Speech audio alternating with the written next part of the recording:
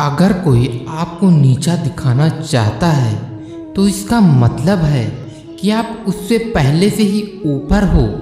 जिंदगी जीने के लिए मिली है, इसे लोग क्या सोचेंगे यह सोचने में बर्बाद मत करो।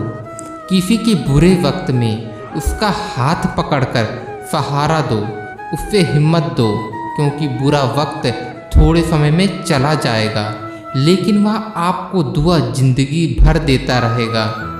मनुष्य सुबह से शाम तक काम करके उतना नहीं थकता जितना चिंता और क्रोध के एक क्षण में थक जाता है। संबंध परमात्मा से अच्छे बना लो तो तुम्हें किसी की जरूरत नहीं पड़ेगी, तुम खुद सबकी जरूरत बन जाओगे। सलाह देने तो हजारों आते हैं लेकिन जब साथ देने की बारी आती है तो केवल भगवान आते हैं। जीतने के बाद तो सारी दुनिया गले लगाती है, क्योंकि जो आज आपके साथ है वह कल आपके खिलाफ हो सकते हैं। बिना मतलब के कोई आपकी इज्जत नहीं करेगा, लेकिन खुद को इतना काबिल बनाओ कि लोग बिना मतलब के भी आपका इज्जत करें। भगवान कहते हैं सोने से पहले तुम सबको माफ़ कर दिया करो और तुम्हारे जागने से पहले मैं तुम्हें माफ़ कर दूंगा।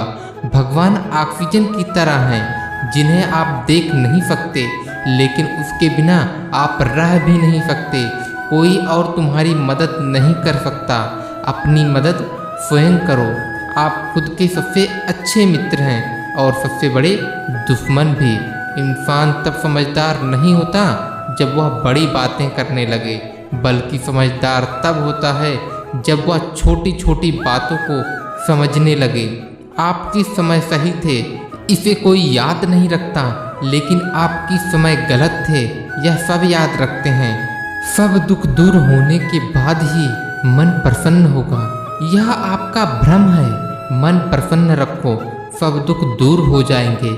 यह हकीकत है कि किसी भी व्यक्ति की कोई भी बात बुरी लगे तो दो तरह से सोचो।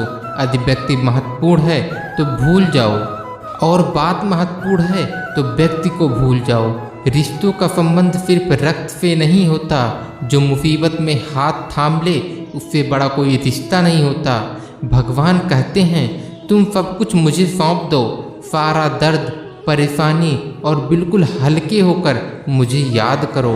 धीरे धीरे तुम्हारा जीवन बदल जाएगा।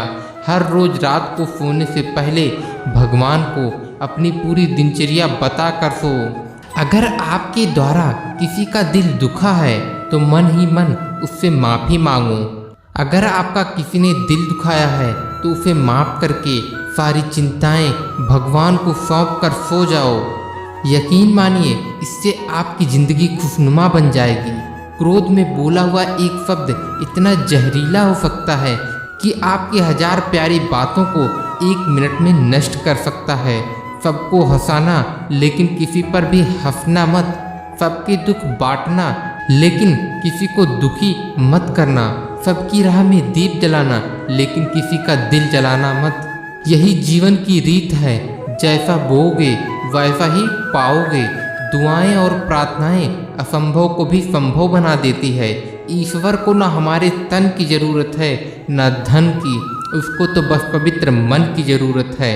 इसीलिए वह हमें कुछ भी छोड़ने के लिए नहीं कहता, बस कहता है बच्चे मन से विकार छोड़ो, गंदे विचार छोड़ो।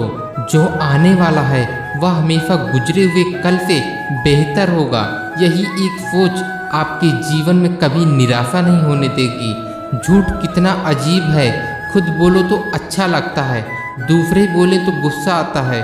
खुशियाँ चाहे किसी के साथ भी बांट लो, पर गम हमेशा भरोसेमंद इंसान के साथ ही बांटना चाहिए। जीवन में इस समय चाहे जैसे परिवार के साथ रहो तो सुख बढ़ जाता है, दुख हो तो बढ़ जाता है।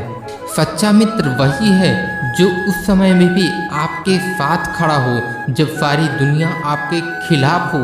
आपके पास जितना भी है उसके लिए बार बार दिल से धन्यवाद हर वक्त कहें। यकीन मानिए, जितना भी है वह जल्दी कई गुना हो जाएगा।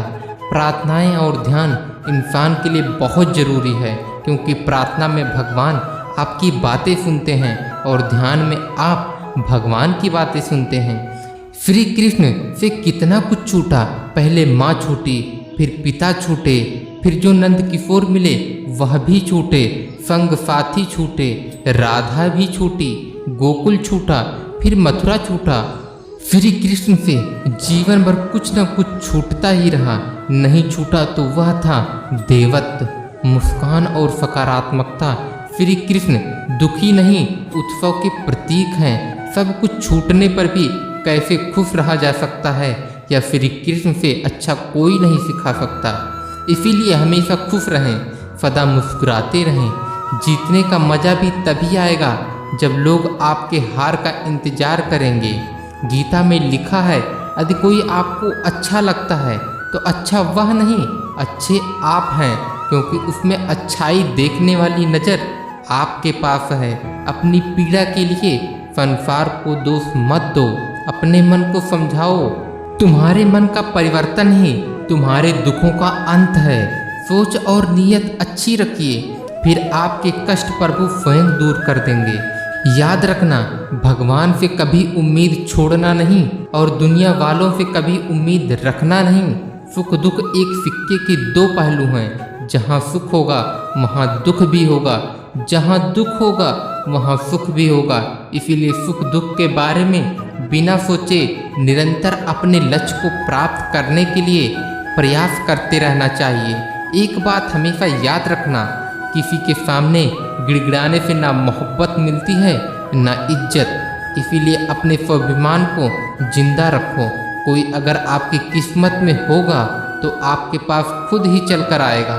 दूसरों को हराने का मौका मत दो, बस खुद को आगे ले जाने की जिद पालो। कभी हार ना मानने की आदत ही एक दिन जीतने की आदत बन जाती है। सिर्फ दो चीज़ें मनुष्य के भाग्य का निर्माण करती हैं। पहला, स्वभाव। अगर आपके स्वभाव में अच्छाई, विनम्रता और गुण है तो आपका भाग्य चमकेगा।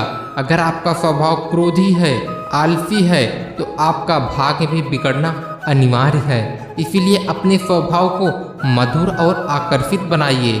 दूसरा, आपकी वाणी। बोलना तो आदमी 2.5 साल की उम्र में ही सीख जाता है, परंतु कब, कहाँ और कैसे बोलना है उसे यह जिंदगी भर भी नहीं समझ आता।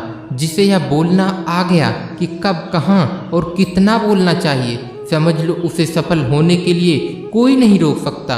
पिता से बड़ा कोई सलाहकार नहीं, माँ की छाँव से बड़ी कोई दुनिया नहीं, भाई से अच्छा कोई भागीदार नहीं और बहन से बड़ा कोई शुभचिंतक नहीं। इस मतलबी दुनिया से कोई मतलब न रखो, और मतलब रखना है तो अपने मतलब से मतलब रखो।